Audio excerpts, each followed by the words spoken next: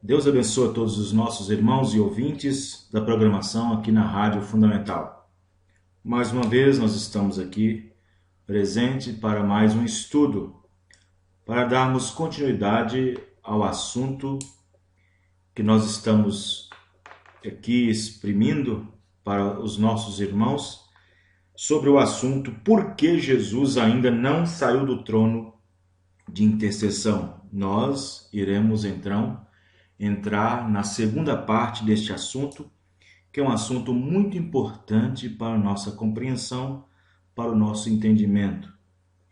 É válido que nossa fé tem que estar pura, tem que estar proveitosa, tem que ser uma fé pura, uma fé que não esteja misturada com credos e dogmas e preceitos e doutrinas. Tem que ser uma fé baseada na fé dos mensageiros, uma fé que não esteja misturada com credo algum. Nós podemos observar nas Escrituras, no livro de Hebreus, capítulo 4, que a maioria daquele povo que saiu do Egito, sob a mensagem de Moisés, a maioria deles não entraram por causa da incredulidade. E a Bíblia diz que eles não entraram porque a fé deles não estava misturada com a fé daqueles que ouviram, ou seja, não estava misturada com a fé do mensageiro. Eles não entraram por causa disto. Mas se nós estamos na fé, da mesma fé que Deus deu, da mesma revelação que Deus deu ao mensageiro, se nós temos a mesma fé, então nós entraremos. Tem que estar misturada com a fé daquele que ouviu. E a Bíblia diz que a maioria deles foram prostrados no deserto, porque eles interpretaram mal a mensagem, eles entraram na contradição de Coré e então não estava com sua fé misturada com a fé daqueles que tinham ouvido de Deus, no caso Moisés.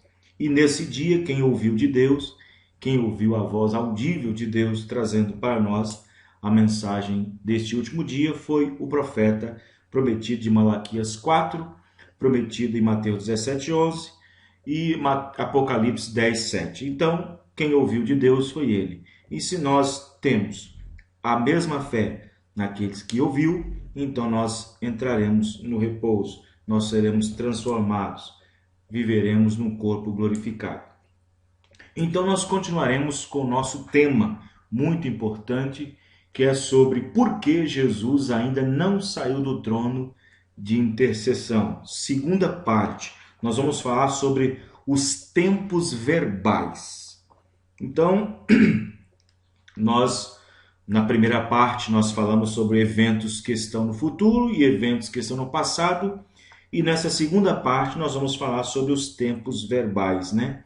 Porque tem muitas pessoas que engancham, né? Que escorregam, que tropeçam nos termos verbais, nos tempos verbais da palavra.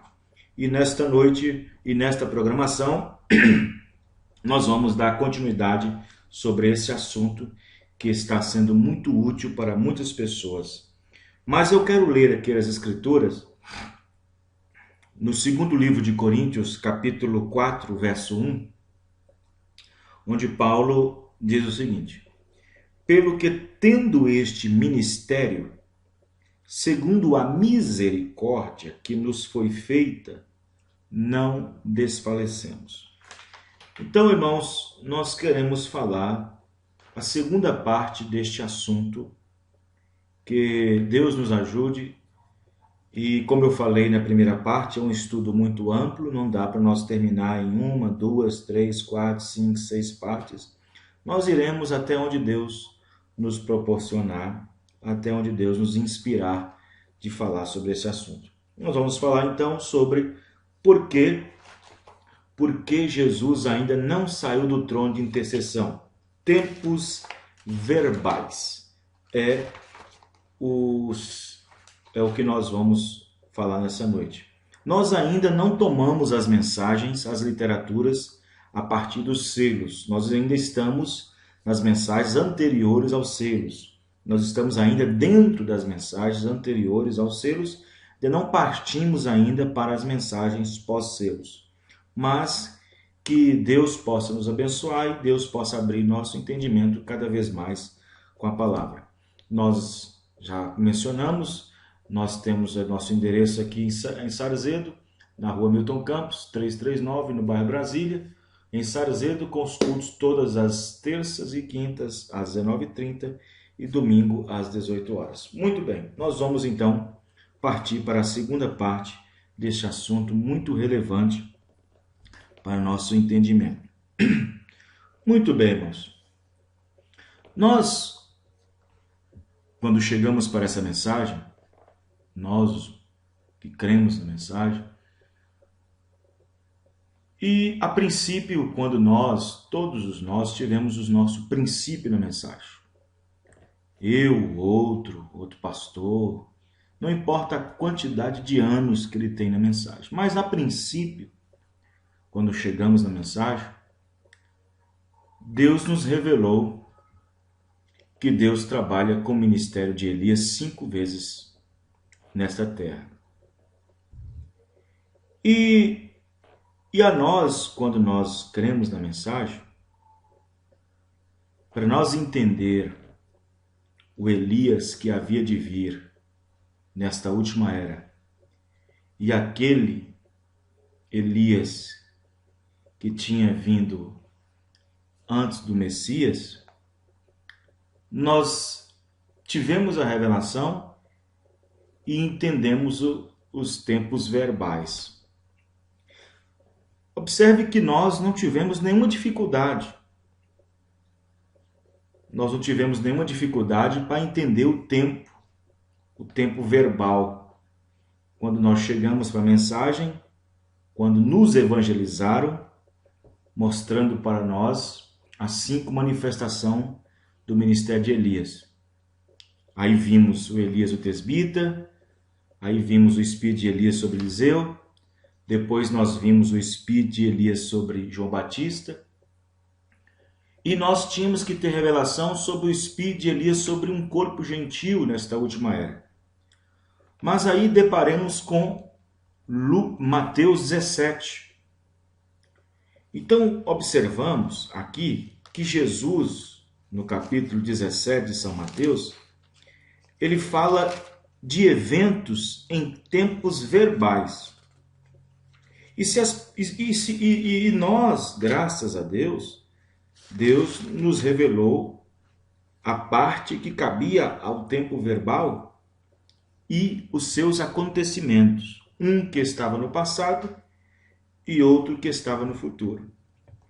Então você observa que em São Mateus 17, versículo 10, diz: E os seus discípulos o interrogaram, dizendo: Por que dizem então os escribas que é mister que Elias venha primeiro? Olha só o versículo 11 e 12. Jesus se referindo aos tempos verbais. Um que estava relacionado ao futuro e outro que estava relacionado ao passado. Observe bem. E respondendo Jesus disse-lhes: Em verdade Elias virá primeiro e restaurará todas as coisas. Ele está se referindo um verbo no que está no futuro, um tempo verbal que presenciaria no futuro. Mas aí ele volta para o tempo verbal do passado, no versículo 12. Mas digo-vos que Elias já veio. Vejam bem, que Elias já veio. Ele está falando de um tempo verbal que está no passado. E não o conheceram, mas fizeram tudo o que quiseram. Assim farão eles padecer o Filho do Homem. Veja bem, aqui está falando do ministério de Elias que viria no tempo do fim, o ministério de Elias que tinha acabado com João, e falando do ministério do Filho do Homem que haveria de padecer. O que haveria de padecer é o que estava no presente. O Elias que tinha acontecido era João Batista que estava no passado. E o Elias que havia de vir era o que estava no futuro. Então, se nós não entendemos os tempos verbais dos acontecimentos, dos ensinamentos bíblicos e principalmente dos ensinamentos do irmão Branham, se nós não entendermos, tudo embora. Aí temos um rolo, temos uma complicação, e aí todo mundo quer ter sua ideia, todo mundo quer tirar sua lasca. Então observe, vou repetir novamente. Presta atenção que Jesus se refere a tempos verbais. Aqui tem 3 coisas em andamento. Presta atenção em Mateus 17, 10. E os seus discípulos o interrogaram, dizendo: por que dizem então os escribas que é mister que Elias venha primeiro? E Jesus respondendo disse: em verdade Elias virá primeiro e restaurará todas as coisas. Ele está falando de um tempo verbal que está no futuro. Aí ele fala de um tempo verbal do mesmo espírito de Elias que já está no passado. Mas digo-vos que Elias já veio, e não o conheceram, mas fizeram tudo o que quiseram. Assim, falando de João, assim farão eles também parecer o Filho do Homem. Algo que está no presente, que estava no presente agora. Então, ele estava falando no tempo verbal do ministério de Elias que estava no passado, que tinha acabado com João, Lucas 1,17, e o tempo do verbal do Elias manifestaria no futuro, e no tempo presente que o Filho do Homem padeceria na mão dos pecadores. Então, nós que viemos para essa mensagem, nós tivemos, pela graça de Deus, entender esses eventos, esses tempos verbais. Deus nos abriu o entendimento. Porém, quando chegamos, defrontamos com as mensagens do profeta e deparamos, por exemplo, com Apocalipse, capítulo 4, primeira parte, Apocalipse, capítulo 4, segunda parte, os 24 anciãos, Apocalipse, capítulo 3, terceira parte, capítulo 4, terceira parte, o trono de misericórdia. Então, aí o irmão Branham fala de tempos verbais que estão no passado, tempos verbais que estão no futuro e algo que está no presente. Aí as pessoas tomam isto como se fosse acontecido, como que tivesse que acontecer e não entende de forma alguma o que está acontecendo. Então observe bem que todos os verbos, vocês observam que nessa mensagem, Apocalipse capítulo 4, segunda parte, os 24 anciãos, pregada em 1961, Jeffersonville, Indiana, nessa mensagem, o irmão Branham fala que o sangue havia cessado. Mas ele está falando de eventos que havia acontecido, mas para o futuro. É um tempo que estava no futuro e ao mesmo tempo falando de um tempo que estava no passado. E se pegarmos ao pé da letra, o sangue teria cessado naquele ano de 1961, sem antes que os selos tivessem sido pregados. Mas o irmão Branham estava descrevendo o quadro completo de que João tinha visto e que iria acontecer no futuro. Notem que todos os verbos estão no passado e não é por isso que devemos crer que tenha ocorrido em 1961, quando o irmão Branham pregou os selos. Também foram repetidos os mesmos tempos verbais, o que não significa que os fatos aconteceram também no ano de 1963. Por exemplo, no parágrafo 208 da mensagem Apocalipse, capítulo 4, segunda parte, os 24 anciãos, 208, diz: eu quero que você observe que este não era mais o trono da graça. Então, o irmão Branham estava falando de um evento que tinha acontecido. Ele estava demonstrando, pregando a continuidade, pregando o que acontece durante as eras, Apocalipse 2, 3. Pregando o que acontece depois disso, quando a igreja é arrebatada, pregando o que acontece depois disso. Ali o sangue havia cessado e o sacrifício estava de volta novamente, e eles tinham sido aceitos.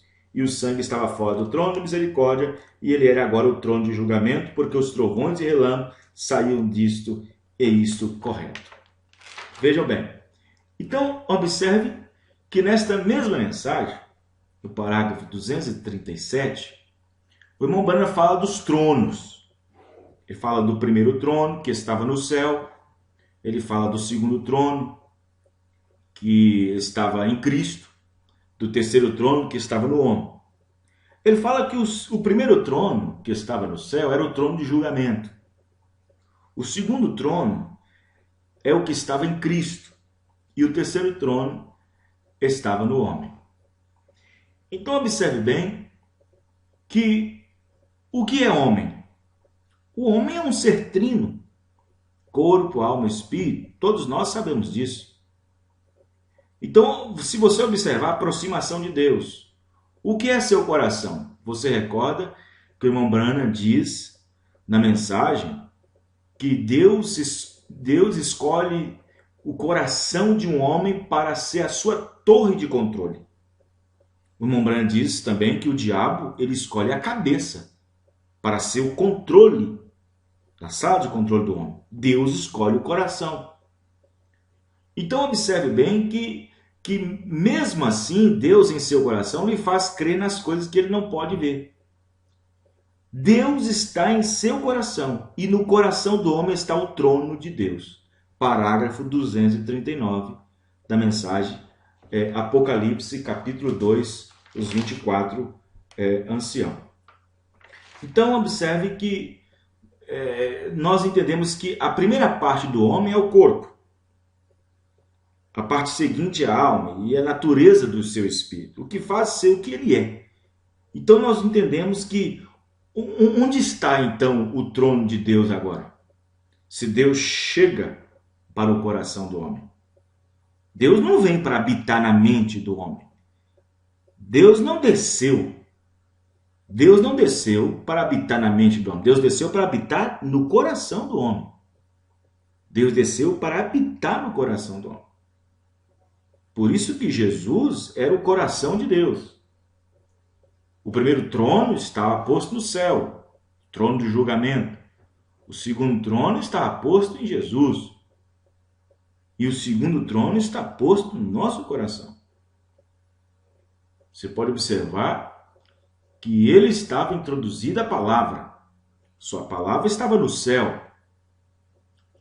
Veja, seu primeiro trono, a sua palavra estava no céu. Seu segundo trono, agora a sua palavra estava em Cristo. Seu terceiro trono, agora a sua palavra está no nosso coração. E a palavra é mais afiada que a espada alguma de dois gumes. Ela é apta, como diz a Bíblia, para discernir os pensamentos e as intenções do nosso coração. Por isso que ele está no trono do nosso coração. E ele é o Espírito Santo, ele é a palavra no nosso coração. Veja bem, aí está. Então é ali que ele dá consolo, é ali que ele nos condena. É ali, no coração. Então quero que os irmãos prestem bem atenção que às vezes as pessoas fazem uma confusão nos verbais e esquecem do tempo, e esquecem que existe o presente, o passado e o futuro. Esquece de eventos que estão no passado, que fala do futuro como se tivesse acontecido. Fala de eventos que já aconteceu, como se estivesse no futuro para acontecer. E fala de eventos que estão no presente. Esta é a parte determinante para nós termos a compreensão espiritual da coisa. Então, na mensagem Apocalipse, capítulo 4, terceira parte, 1961, Trono de Misericórdia, o irmão Branham diz no parágrafo 65, E, Senhor, deixe-nos através do Espírito Santo alcançar aquela palavra e obter aquelas verdadeiras coisas e atá-las no Calvário através da palavra, e vermos que nele temos a plenitude, as riquezas e as bênçãos e a glória. E tudo vai a ele, o qual é digno, que veio e tomou o livro da mão direita daquele que estava sentado no trono. E ele mesmo se assentou, pois ele foi morto desde a fundação do mundo. Então, presta bem atenção que se você observar no parágrafo 91 da mesma mensagem, nós podemos ter ali uma falsa impressão de que o trono de misericórdia terminou. Mesmo ele pregando em 1961, que na qual aqueles que defendem que é depois dos selos que não tem mais misericórdia, então deveria ter sido em 1961. Entretanto, nesta mesma mensagem, no parágrafo 92, o profeta disse que havia misericórdia e que desde que haja expiação pelo sangue, é misericórdia. Então, se as pessoas não entenderem os tempos verbais, aquilo que soa para o futuro e aquilo que soa para o passado, ou aquilo que esteja acontecendo no presente, a pessoa embola tudo e então exige um arranjo interpretativo que cria um sistema, aquilo vira uma doutrina e então faz um cavalo de batalha sobre aquilo. Então nós observamos que você observa bem que no parágrafo 91 da mensagem Apocalipse capítulo 4, terceira parte, trono de misericórdia, no 91 ele diz, do trono, deixe-me falar deste trono agora por alguns minutos. Este não era o trono da misericórdia. O trono da misericórdia tinha terminado. Então o irmão Branham está falando de evento no futuro que já tinha acontecido. Ele está caminhando, mostrando como aquilo deveria acontecido. Mas aqui, se você tomar sem o Espírito Santo, você diz, então já terminou. Não, porque o irmão Branham, ele está dando a continuidade de tudo que João viu. O irmão Branham está falando de coisas lá na frente que termina, que acontece, mas falando no presente de coisas que vão acontecer no futuro. Então o irmão Branham está dando uma antecipação futura das coisas que acontecem, do que acontece e os seus acontecimentos. Vê? Aí está. Mas aí, no parágrafo 92 da mesma, ele diz, mas agora, hoje é o dia da misericórdia. Tá vendo? O irmão Branham saiu do futuro agora e agora volta para o presente. Vamos voltar ao Velho Testamento aqui, só por um pouquinho, e descobrir o que é misericórdia? Voltar e ver o que aconteceu com este trono? Este trono, naturalmente, é porque o propiciatório está aspergido com a expiação. Sangue, e desde que o sangue esteja no trono de julgamento, não é julgamento mais, é misericórdia, porque algo morreu para barrar o julgamento. Se você vê isso, diga amém. A igreja diz amém. Uma vez que o sangue estava no propiciatório, mostrava que algo havia morrido para conter o julgamento. Mas quando a igreja é raptada, veja bem, presta bem atenção, meus ouvintes, meus irmãos, mas quando a igreja é raptada, veja, o trono de misericórdia se torna um trono de julgamento. Então, no parágrafo 328 da mesma, Apocalipse capítulo 4, terceira parte, trono de misericórdia, nós estamos aqui vivendo em outra era. Glória, eu amo esta era. Você não ama? Agora, Deus tem um lugar de misericórdia hoje para ser guardado. Crê você nisso? Onde o lugar de misericórdia é encontrado? No coração do homem. Onde ele entrou no coração do homem? No dia de Pentecostes, quando o Espírito Santo, que é Deus, entrou no coração humano. Então, vejam bem, você fala assim, peraí, você poderia falar assim, peraí, então se o coração do homem é o trono de misericórdia, é o lugar de misericórdia, presta atenção que os irmãos têm que entender uma coisa. Nós somos pessoas, somos homens, pessoas carentes, necessitadas do Espírito de Deus todos os dias. Paulo disse que esse Espírito Santo não deveria ser entristecido por nada. Ele disse que esse Espírito Santo deveria ficar conosco até a consumação das eras. Ele disse que o Espírito Santo não poderia ser entristecido até o dia da redenção do nosso corpo.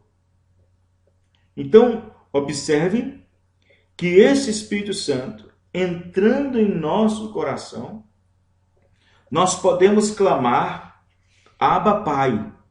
E esse Espírito Santo é o penhor da nossa salvação. É uma parte da paga. Então, observe que nossa alma sendo redimida, espera-se por último que o corpo seja redimido.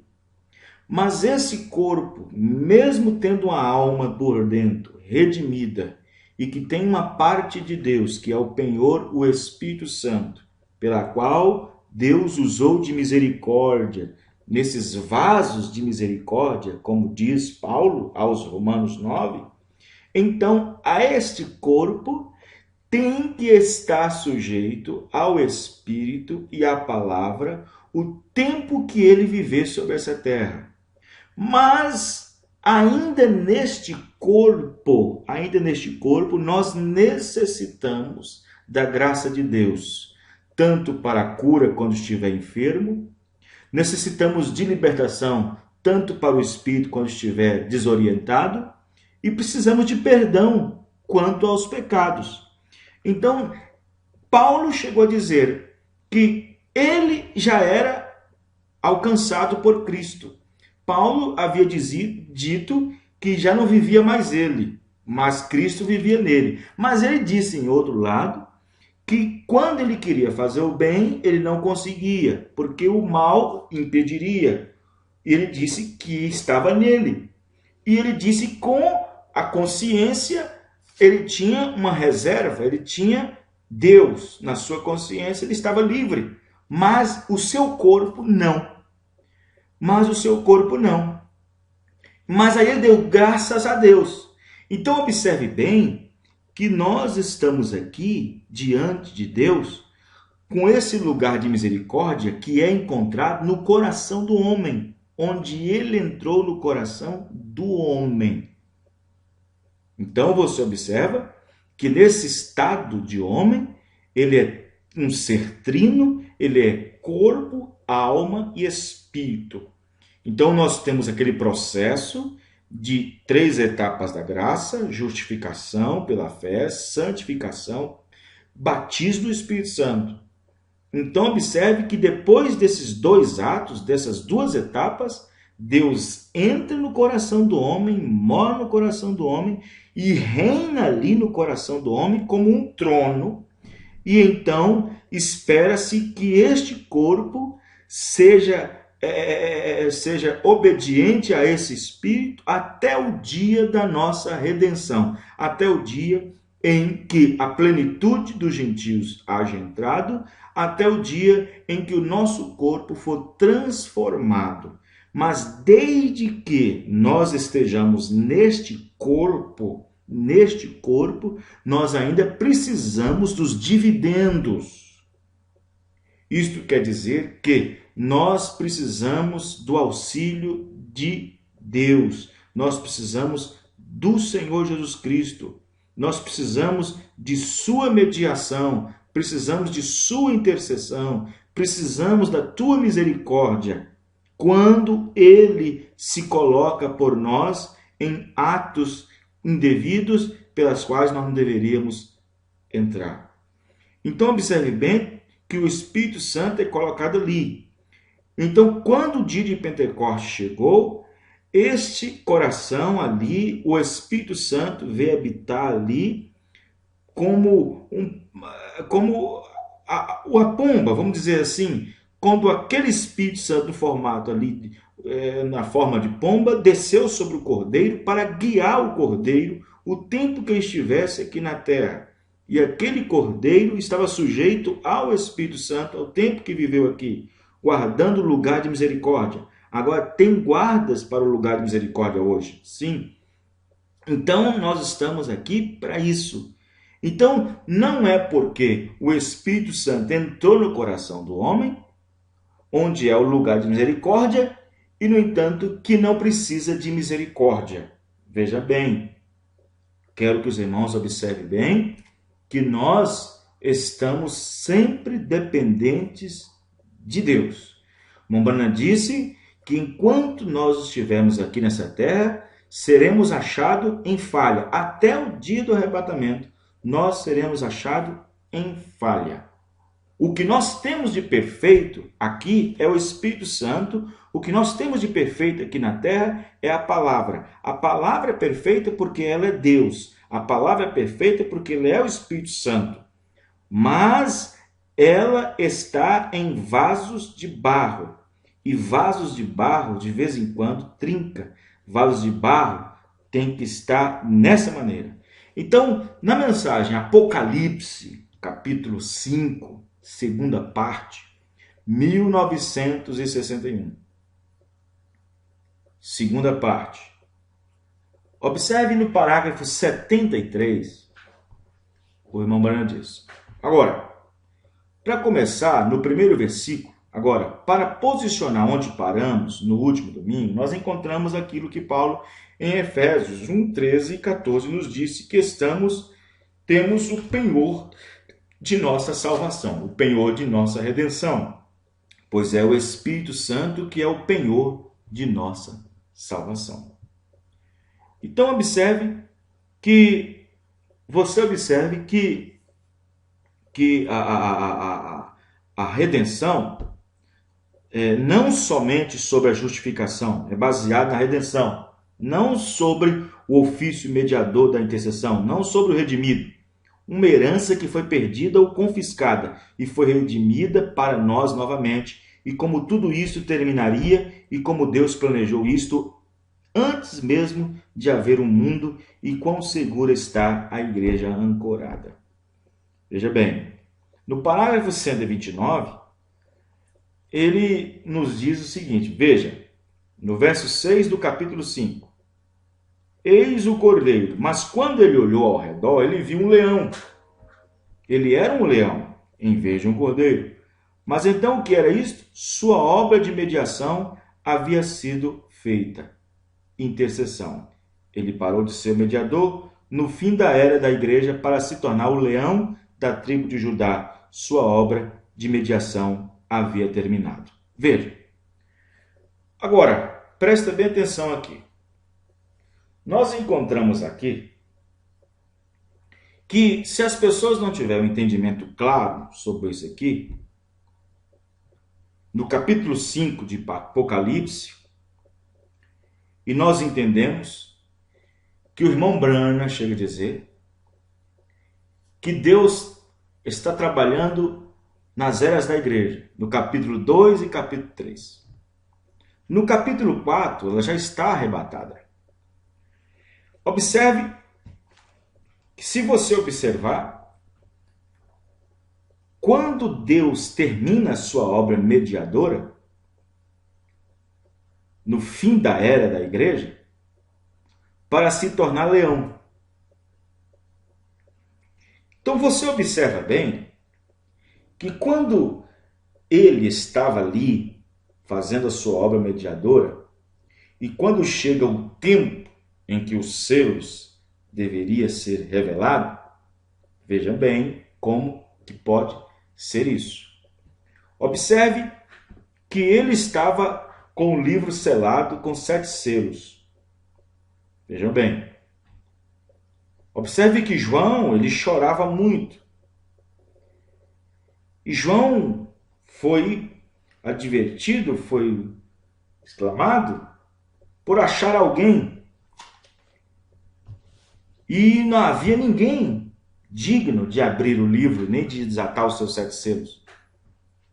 E João chorava muito, porque ele descobriu que não havia ninguém. Aí veio uma voz por detrás de João e disse: João, não chores mais, porque o leão da tribo de Judá... Bom, quem é o leão? o leão é uma forma figurativa pela qual Deus se apresentou. Da tribo de Judá, venceu. Observe que aquele livro estava na mão daquele juiz. O primeiro trono estava posto no céu. O segundo trono estava posto em Cristo. E João, na hora que ele foi olhar, ele olhou e eis que viu um cordeiro como ensanguentado desde a fundação do mundo. Agora, este trono estava posto em Cristo. Ele viu um cordeiro. Então você observa bem que quando chega o tempo da revelação, se eu perguntar para você quem é o leão da tribo de Judá, é Cristo, é Jesus. Quem é o cordeiro? É Jesus, é Cristo. É a mesma pessoa, é o mesmo ser, porém em formas figurativas, em tempos verbais, pelas quais esses ofícios o acompanham os seus acontecimentos. Por isso que quando chega o tempo da revelação dos selos, na qual o livro estava selado, isso estava com ele. Isso estava com ele. O mesmo juiz tornou-se o nosso advogado. O mesmo juiz, aquele que estava com o trono no céu. Aquele juiz que deu a lei para Adão, e Adão perdeu o seu direito de viver eternamente ali dentro do Éden. Quando Adão fez isso, Adão perdeu o livro. Deus tomou aquele livro, recolheu novamente para o dono original. Ele era o juiz, ele era o leão. Mas aquele mesmo juiz tornou-se advogado. Aquele mesmo juiz tornou-se o nosso advogado, sendo nosso parente redentor. Quem era Jesus? O Verbo que se tornou carne. A palavra, o livro da redenção estava ali, andando no nosso meio. A noiva é tirada de dentro dele. Justificação, santificação e batismo do Espírito Santo. Então observe que ele então toma a nossa posição, sendo um de nós. O que ele deveria recuperar para o dono original do livro? Ele deveria recuperar a herança perdida. O que Adão perdeu, Jesus foi e conquistou. Jesus conquistou. Mas mesmo conquistando, mesmo Jesus conquistando, ele tinha que esperar pela herança que estava ainda. Ele tinha que, então, conquistador, com seu poder conquistador, ele tinha que então esperar, ele tinha que mediar. Porque visto que os judeus haviam rejeitado ele então passou para os gentios. Mas nenhum gentio ainda tinha crido nele. Nenhum gentio ainda tinha sido apanhado para ele. Ele não tinha ainda uma noiva.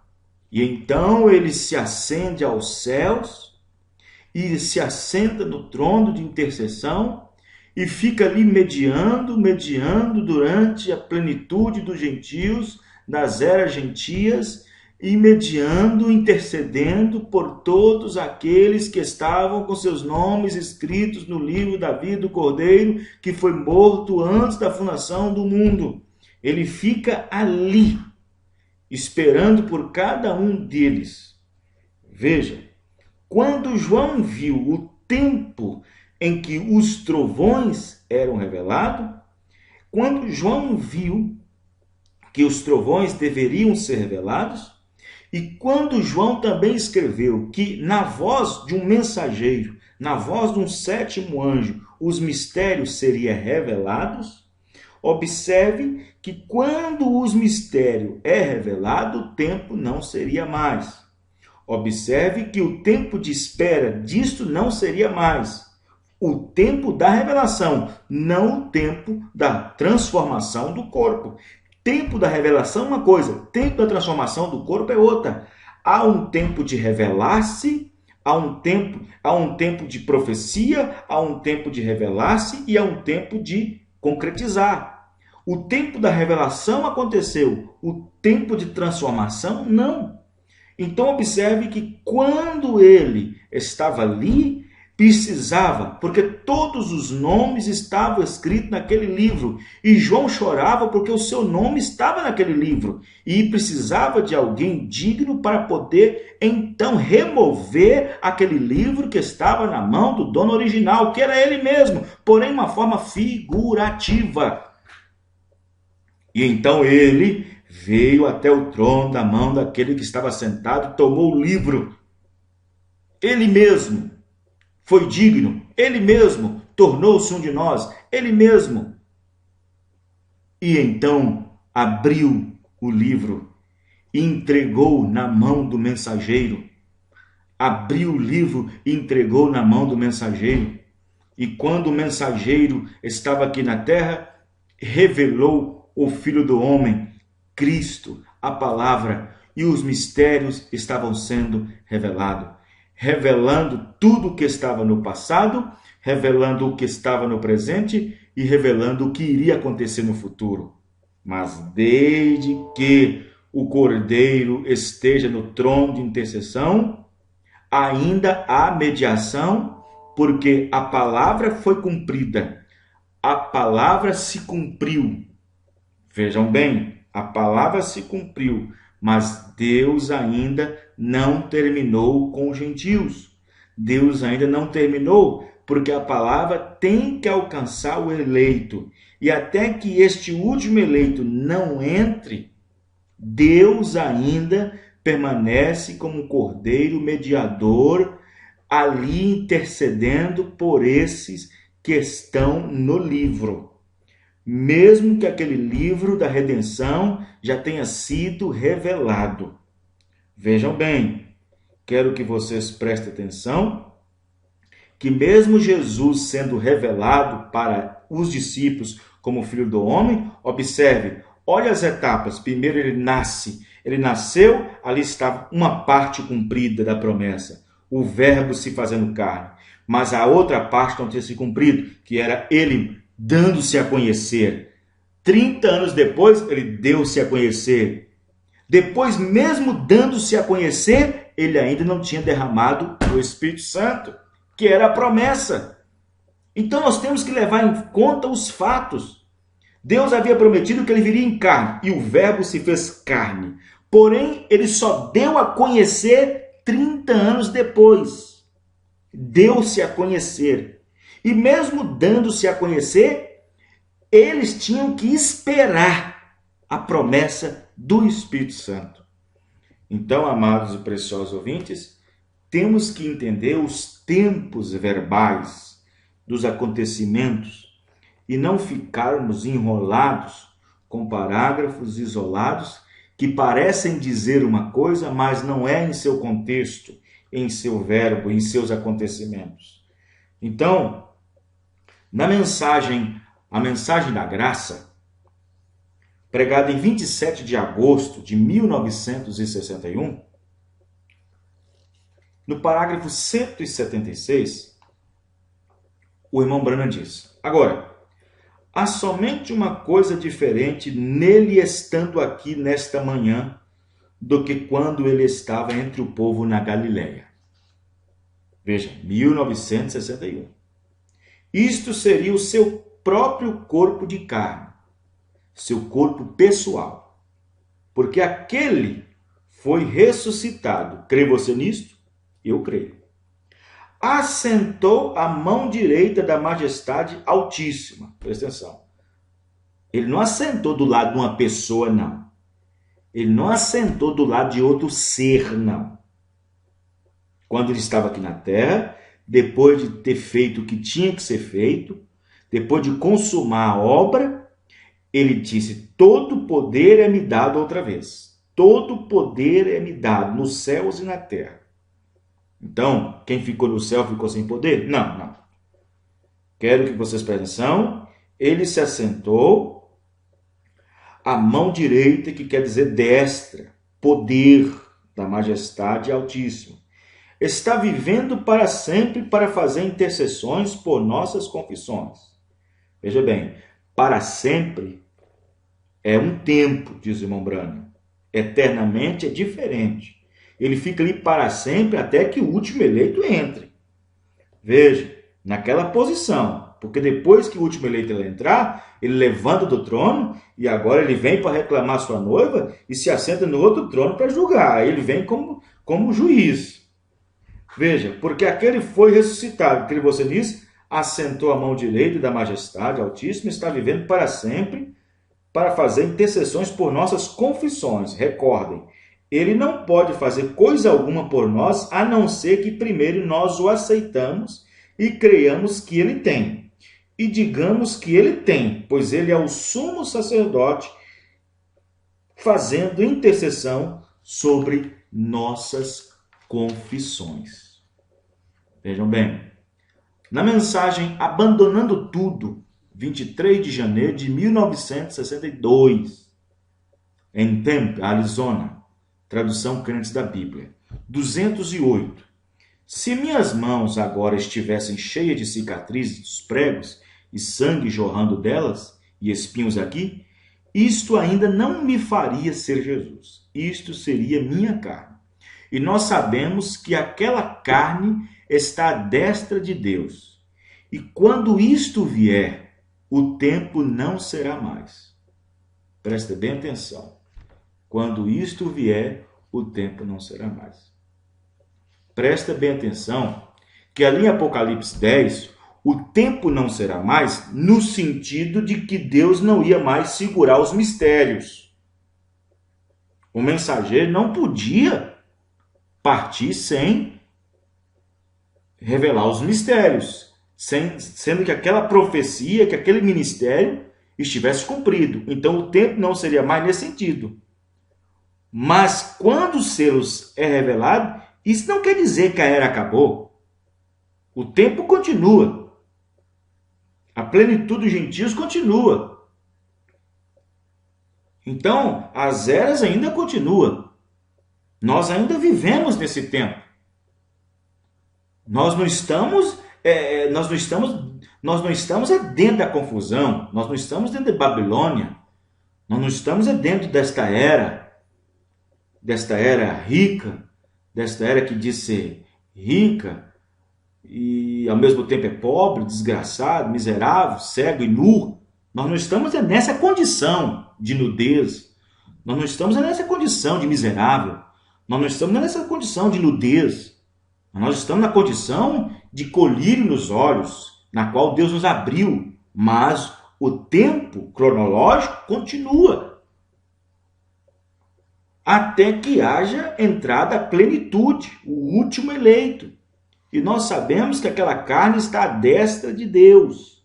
E quando isto vier, o tempo não será mais. Ou seja, quando aquela carne, quando aquele corpo físico vier, quando Jesus descer, o corpo, isto é tudo disto, mas ele está aqui na forma do Espírito. Olha só, presta bem atenção, presta bem atenção. Olha aqui os tempos verbais. Se você não entender os tempos verbais, meu amigo, você tá totalmente enroladinho, igual... Vejam bem. Quando Jesus vier descer, isto é tudo, mas ele está aqui, na forma do Espírito. Vê você os tempos verbais? Ele está aqui na forma de Espírito. Então sua vida está em você e em mim, para lhes dar fé e me dar fé. Então, meus amados e preciosos ouvintes, chegamos mais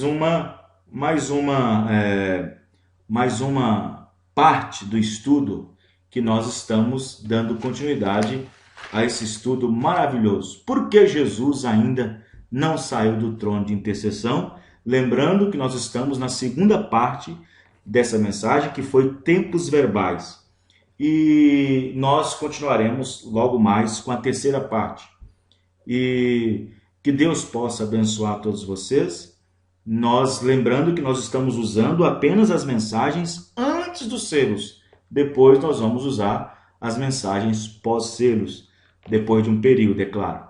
Que Deus possa abençoar todos vocês, que a graça do nosso Senhor Jesus Cristo, nosso amado Deus, possa abençoar suas vidas, possam lhe dar forças, pode dar cura, possa então encher o seu celeiro, possa abençoar sua família, seus filhos, possa alcançar graça diante de Deus. Nós iremos orar. Senhor, nosso Deus e Pai, no nome do Senhor Jesus, nós agradecemos o Senhor por mais uma exposição da Tua Palavra, neste grande assunto que nós estamos, Pai, falando. Que possa ser de uma grande ajuda para as pessoas, como está sendo para mim, e eu creio que está sendo para muitos. Senhor Deus, ajuda-nos, ó Pai, dá-nos mais fé na Tua Palavra, confirma a Tua presença, que a graça do Senhor Jesus possa alcançar todo aquele que há de ouvir a Tua mensagem, todo aquele que nesse mundo, Pai, ainda está aí, onde a palavra deve chegar, porque Deus cruza o homem por outro homem, cruza o caminho de outro homem com outro homem, e assim ovelha gera ovelha. Assim nós devemos fazer o nosso papel. Em nome do Senhor Jesus, confirma a Tua presença no coração de cada um e deles revelação e compreensão no nome do Senhor Jesus Cristo. Amém. Que Deus possa abençoar todos vocês. E lembrando que o nosso endereço em Sarzeda é a Rua Milton Campos, 339, no bairro Brasília, com os cultos todas as terças e quintas-feiras, às 19h30 e domingo às 18 horas. Nosso telefone é 96840694 e 86966476 ou 31620694.